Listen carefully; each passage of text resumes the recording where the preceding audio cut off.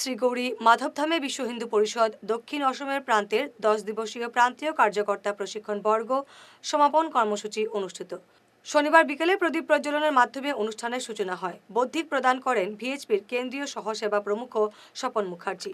তিনি সাংগঠনিক দিক নিয়ে আলোকপাত করেন।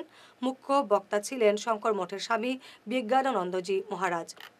বিশ্ব হিন্দু পরিষদের ব্যবস্থায় সারা দেশ জুড়ে যে সমস্ত কার্যকর্তারা আমাদের কাজ করে চলেছেন নিরন্তর, তাদের প্রশিক্ষণের ব্যবস্থা বছরে একবার 10 দিনের জন্য আমরা করেছি। সারা দেশে এই মে জুন মাসেতে এরকম 10 দিবসীয় কার্যকর্তা প্রশিক্ষণ বর্গ সারা দেশে সংগঠিত হয়ে থাকে। সেই হিসেবে আমাদের দক্ষিণ আসাম প্রান্ত আর ত্রিপুরার কার্যকর্তাদের 10 দিবসীয় বর্গ শ্রীগৌরী মাধবধামে গত 10 দিন ধরে চলছে। আজকে তার সমাপন হয়েছে।